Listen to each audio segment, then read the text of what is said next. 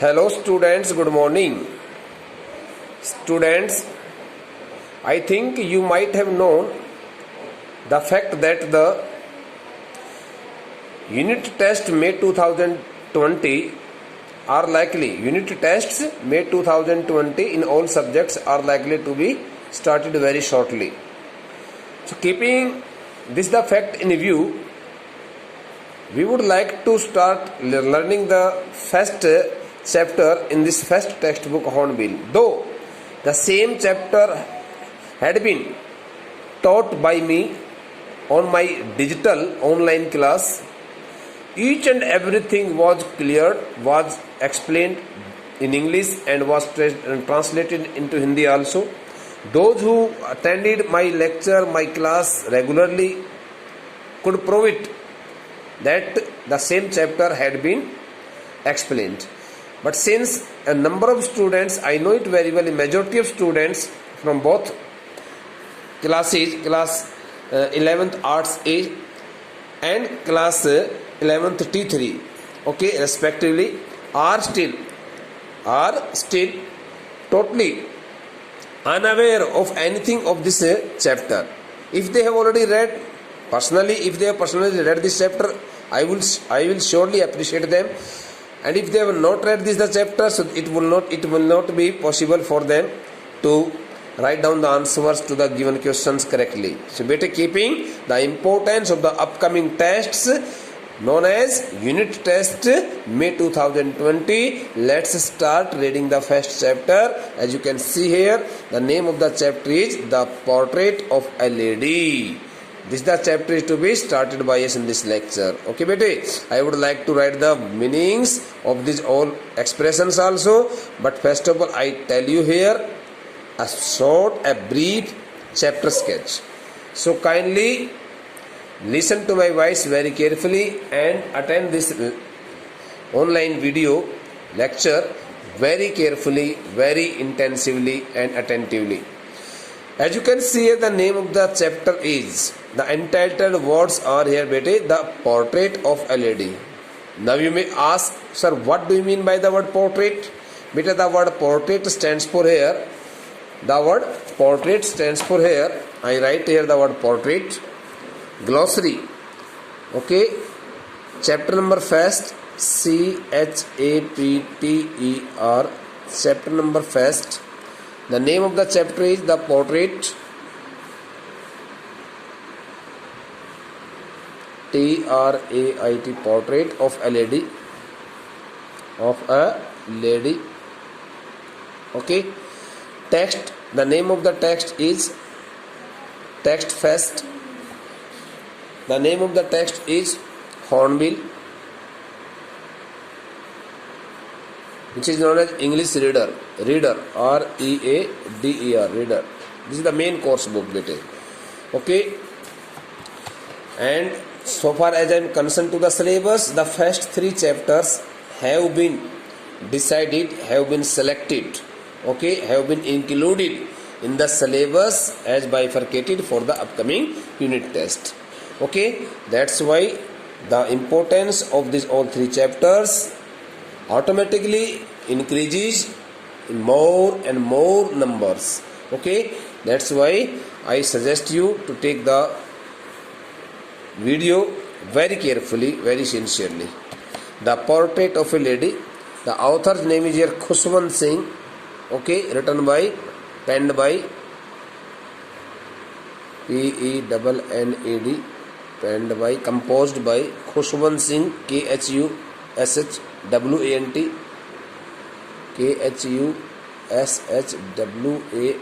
Khushwant Singh, SINGH. Okay, the name of the author is Khushwant Singh. So bete, first of all, I would like to write the word glossary, GLOSSARY, glossary. Okay, I would like to teach you this the chapter in this video lecture. Okay, whatever part will be completed by us here, so it depends on time and situation, because the duration of a video remains up to 20 to 25 minutes. Okay, and that's why I would like to check it out whether we would be able to complete this the chapter within 3 to 4 videos or 3 to 4 lectures or not. I will try my best. So glossary. Okay, the first word is here portrait. Portrait.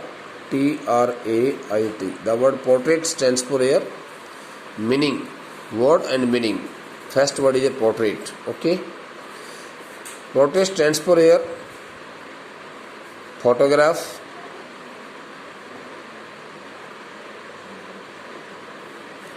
okay, sketch, sketch, sketch, a word picture,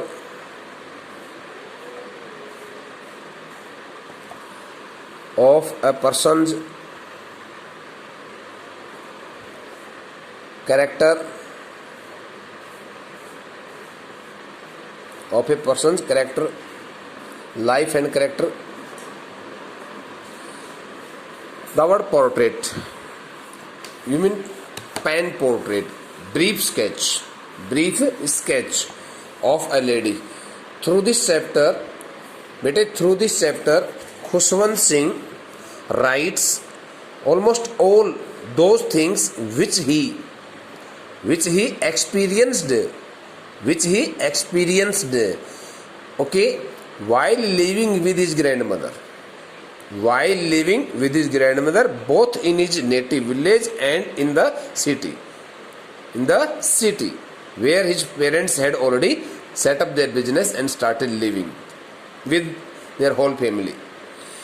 So he writes here almost all those things which he experienced in his life while living with his grandmother, both in the village, his native village and the city, because he found a number of things, a number of activities. He noticed a number of things, a number of activities as represented by his old grandmother. So in this chapter, if we talk about the chapter sketch, so we can easily say it that this the chapter revolves around a single one character who could be called here the protagonist, main hero of this chapter, and it is Khushwant Singh's elderly grandmother. Since right from the beginning till the end of this chapter, Khushwant Singh writes only about his grandmother, except a very little detail, brief detail, okay, relating to the life, relating to the portrait, relating to the picture of his grandfather also, and he writes almost all the things about his grandmother. So bete, here are some expressions. I would like to write the meanings of these expressions also first, but I would like to provide here the brief sketch, chapter sketch. It is known as chapter sketch, so that you can also come to know about some main points, main characteristics of this chapter. Beta, this the chapter is written in the past tense, and the author has used both simple past and past perfect tense.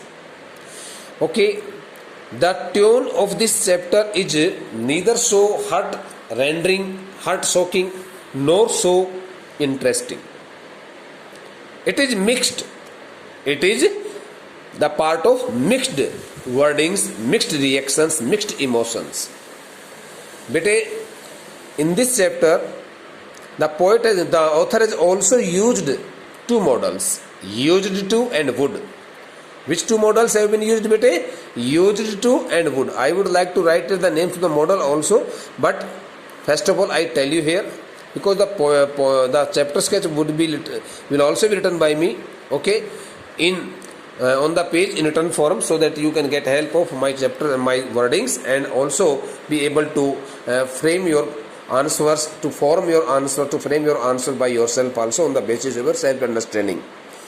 So bete, right from the beginning till the end of this chapter, the author has used the simple past tense or the past perfect tense, and sometimes he also has used here, okay, the models used to and would, these two models which represent the habit of a person in the past.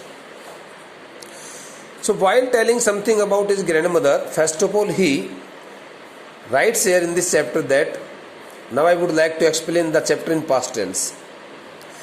In the voice of the author, it is told to us in this chapter that he was not ready to accept one thing. He was not ready to accept one thing on his part, that his grandmother whom he had seen right from the early stage of his life, right from the very early childhood of his life, had ever been young and pretty, because right from the very first day till the age of 20, the author did not find any kind of change in the physical appearance, in the physical symptoms of his elderly grandmother. So whenever he contacted the people, whenever he went to meet the people often told him that he should accept the fact that his grandmother had once been very pretty and young and pretty. But the author was not ready to accept the fact. And whenever he thought about that subject, he found his thought quite revolting, disgusting, depressing him, because it had become so difficult for him to digest the wordings of the people regarding his grandmother. Anyhow, he controlled over his feelings, he satisfied himself. And now in the further part he also writes here about the daily activities, routine works of his grandmother. Since his parents had left him alone with his grandmother in their village, Khuswant Singh is from Sikh religion, and he used to live in Lahore first, because his parents had set up their village, had been living in their ancestral house in Lahore before independence. So his parents, when his parents had left their village, so they had left Khuswant Singh in their village with his old grandmother, and they had gone to settle themselves in a city to set up their business also. Okay, Khuswant Singh started living with his grandmother when he was a mere baby, when he was a little child. Okay, bete. But he always got unexpected love and care from his grandmother. It was his grandma who always looked after him just like a mother, not grandmother. She attended a number of tasks every day to take care of her lovely grandson. First of all, according to the author, I tell you here, the story will tell us. First of all, the grandmother used to wake the author Khuswant Singh in the morning hours. Then she used to give him a nice bath. When she had given him a bath, she used to dress him. Okay, she used to dress him up. Then she used to give him breakfast with stale chapatis, unfresh chapatis, and she also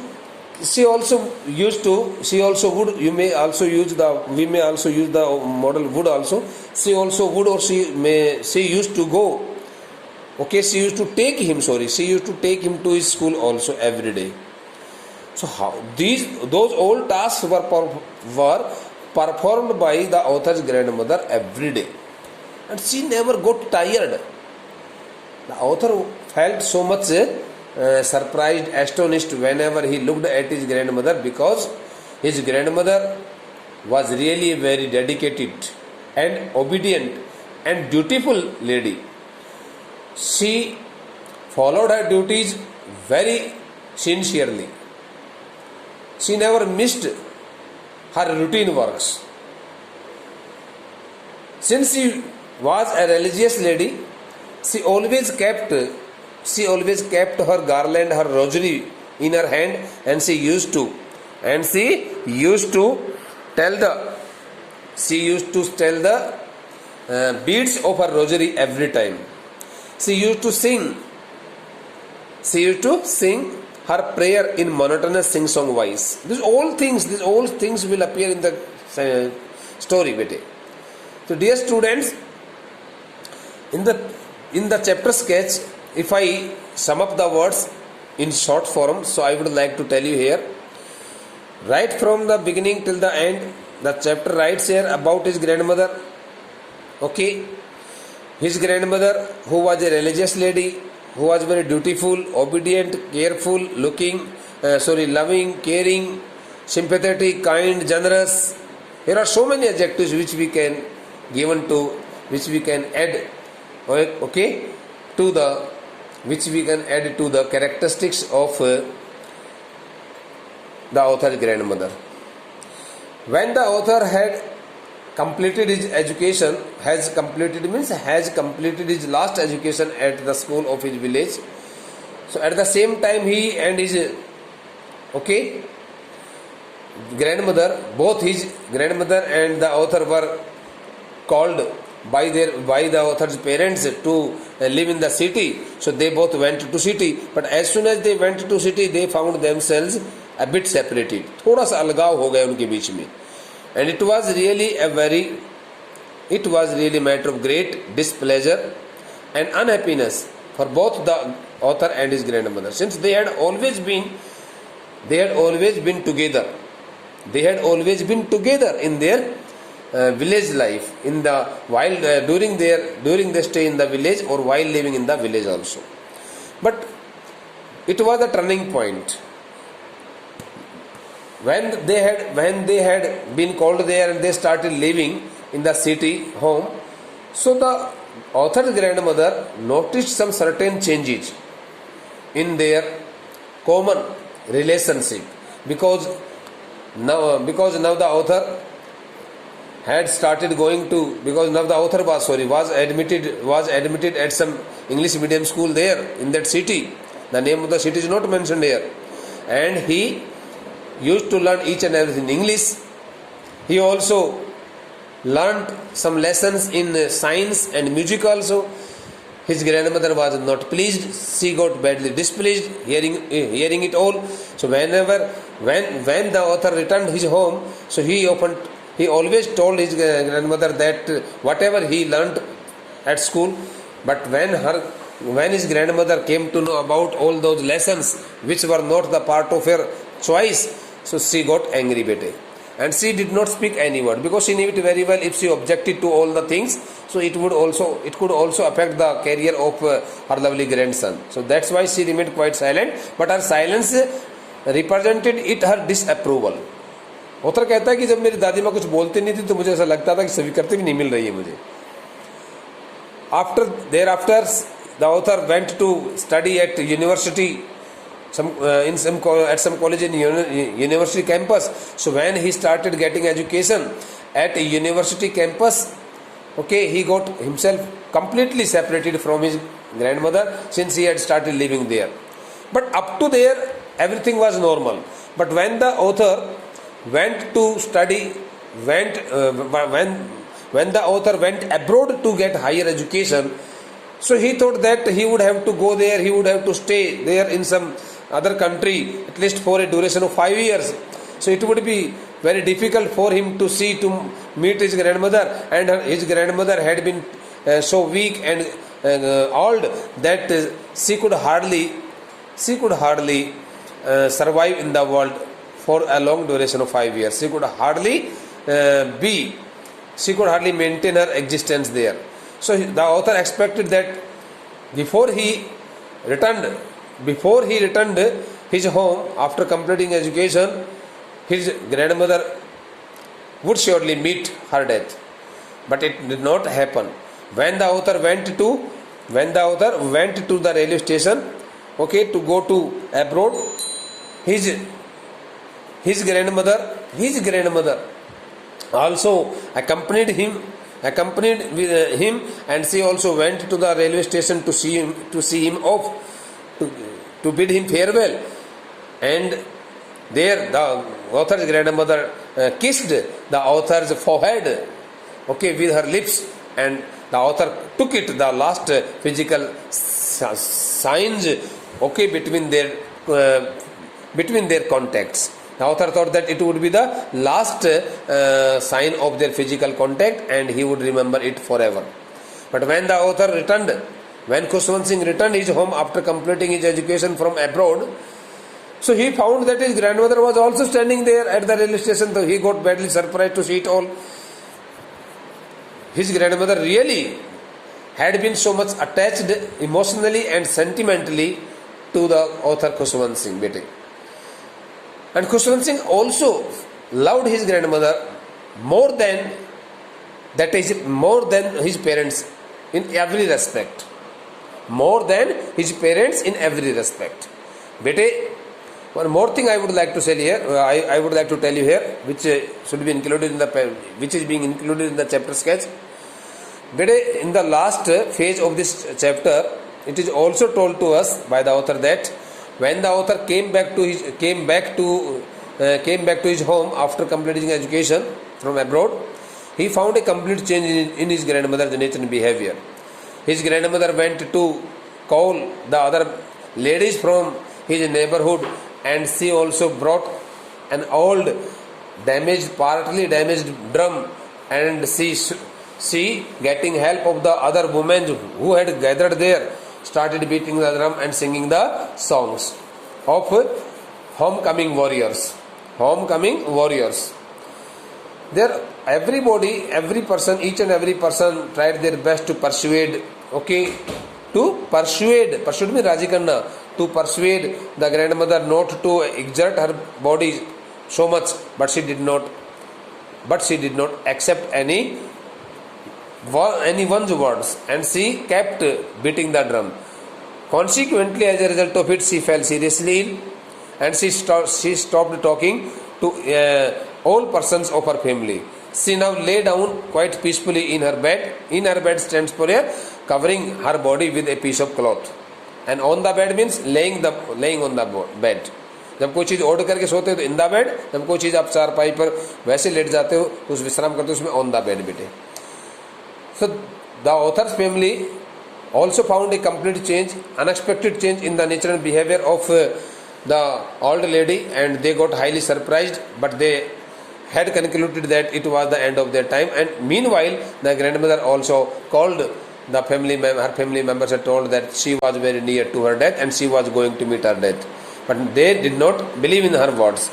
After a while or so, within the following few moments, okay, the author's family noticed that her rosary, which she always kept in her hand, fell down to the ground, and a pale and yellowish color appeared on her face, and she had died.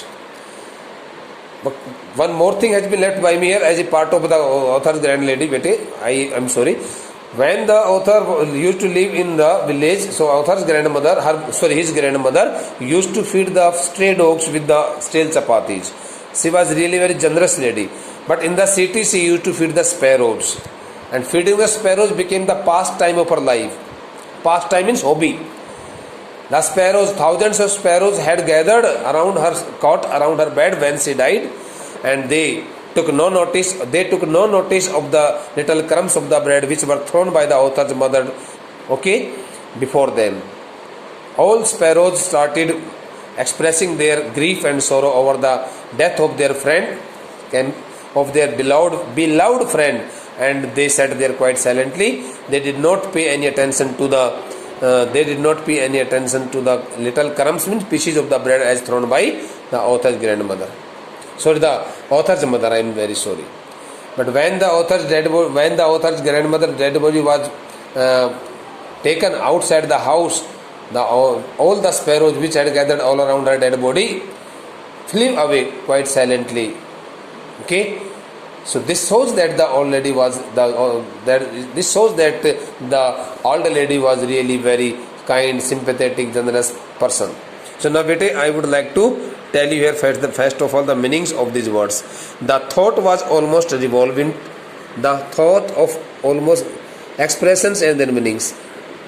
Expressions, PRESSIONS, expressions and their meanings. MEANINGS, expressions and their meanings. So what is the first expression beta here? The thought was almost revolting. Okay. Expression number first. The thought was almost revolting. The second one is here, an expense of. Though these expressions are given here in the textbook, there is no need to write here. White, serenity, SERENITY. Okay. If you can write down them, it will be better for you. Turning point. Fourth is accepted her seclusion.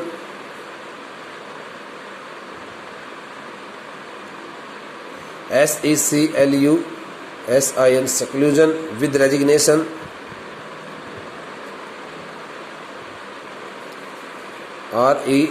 RESIGNATI, resignation. Fifth is here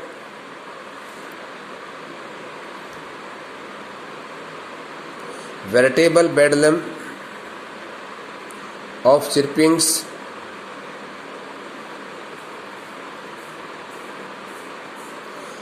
Sixth is here frivolous rebukes. And the last is here the sagging skins of the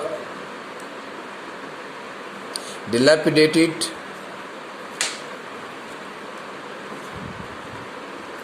drum. The thought was almost revolting means a disgusting idea or thought. An expanse of pure white serenity means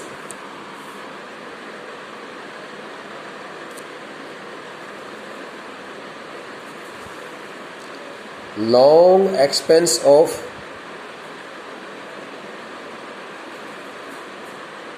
PAN,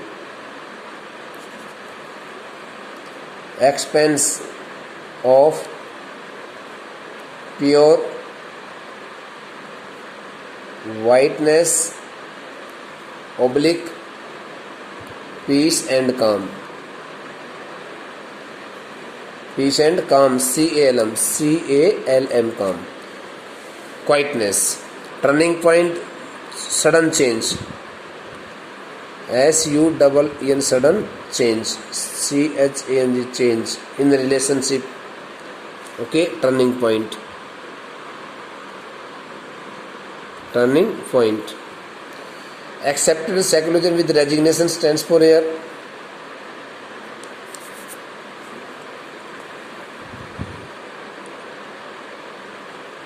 Started living alone with no objection. Vertebral bedlam chirpings means confusional or noisy atmosphere by continuous chirpings caused by continuous chirpings.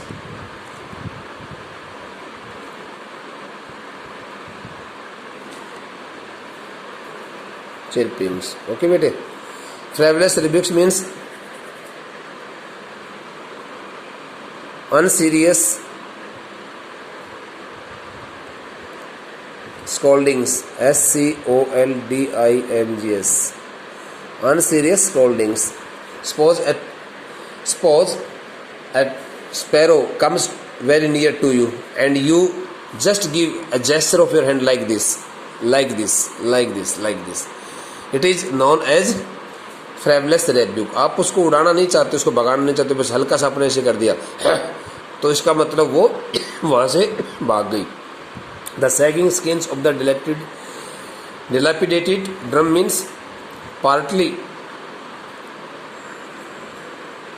damaged drum with